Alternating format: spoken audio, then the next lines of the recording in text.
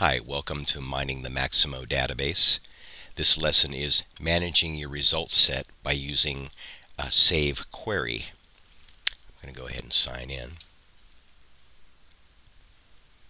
And then I'm going to pop into work order tracking.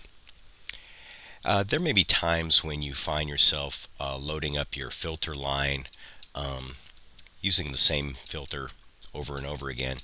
You may want to actually save that as a query. So let me show you here. I'm going to go ahead and build a query here. My failure class, I'm going to put in FACOPER, and status, I'm going to put in equals WAPPR, and I'm putting the equal sign in there because I know my data and I know that in the status there's also a WAPPR, and I don't want those. I just want APPR. And I'm going to put in for corrective maintenance CM. I'm going to press enter, and I get a short list of 16 records. So if I find myself using this filter over and over again, I may want to just save this filter so I don't have to type this in all the time. And I do that by using save query, and that's this button right here. When I press that, it gives me a dialog box and allows me to put the query name in and also a description. I'm going to type in something like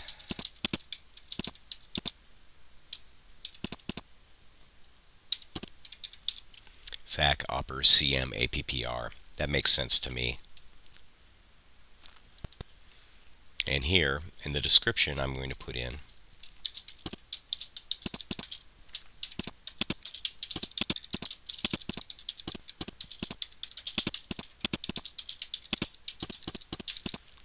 just in case I forget what the query name stands for. This will actually show up, the description will actually show up on our list too when we go to choose the query. Now there are some check boxes here for public and default. I really would suggest not doing that.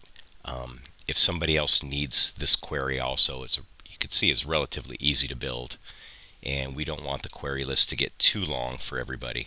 If you were to check public, then everyone will be able to see this on their list also. And if you check default, this would be your filter and probably get you into more trouble than you want. So query name and description, and then click enter or OK. Now your query is saved. If we go up here, I want to point out this here is the query drop down box. If we click there, we see all the queries that exist. Now if we get in real close here, you'll see that these queries have a lock on it with a little blue thing. That means that they're public queries. And the ones without the little blue thing, with the lock but no blue thing, means they're private queries. In other words, they're only yours. Only you can see them.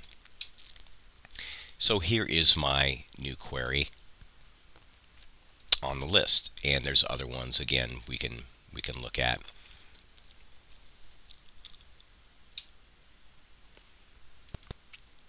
So let's go ahead and see if it works. I'm going to go ahead and go into advanced search, restore my application defaults, press find. You can see I have my list of 1709 work orders. I'm going to go up to the query drop down and choose my new query, and lo and behold, there it is. You'll notice that it does not populate the filter line, but as you guys know now that you're experts, if you go down to the where clause and click that, you will see inside the where clause, along with the default filter part of the where clause, you also see your criteria. Status equals APPR. Here's the default. And then at the very end, work type equals CM and failure code equals FACOPER. There's our stuff.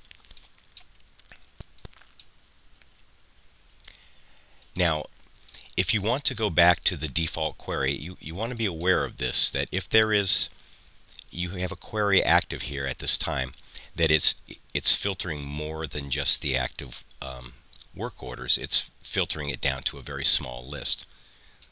If you want to get back to the default query, there's a couple ways of doing that.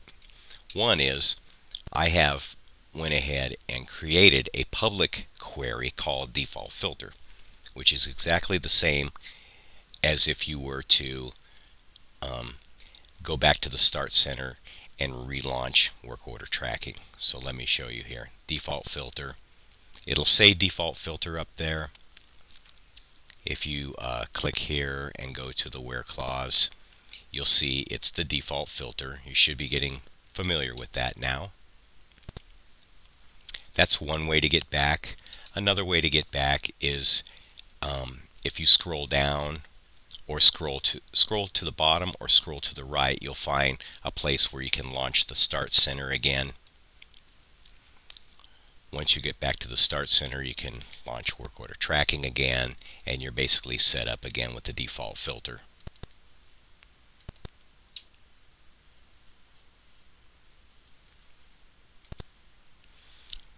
Now you can manage these queries quite easily. If you go to the drop-down button next to Save Query, click on that, there's View Manage Queries. Here you will see there may be a longer list, or probably more likely a shorter list for you, but they will be here. The ones that you created will definitely be on this list. I'm an admin, so I see a lot more. So if you want to, you can take a look. Here's my the query that we created. We can look at the where clause down here. If we don't need this query anymore, we want to do some housekeeping on our list, we can also delete the query, and it's basically you just mark the row for deletion.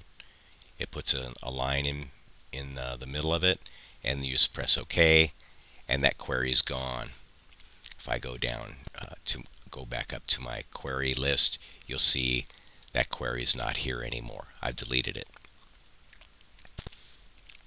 And that is how to use the Save Query tool.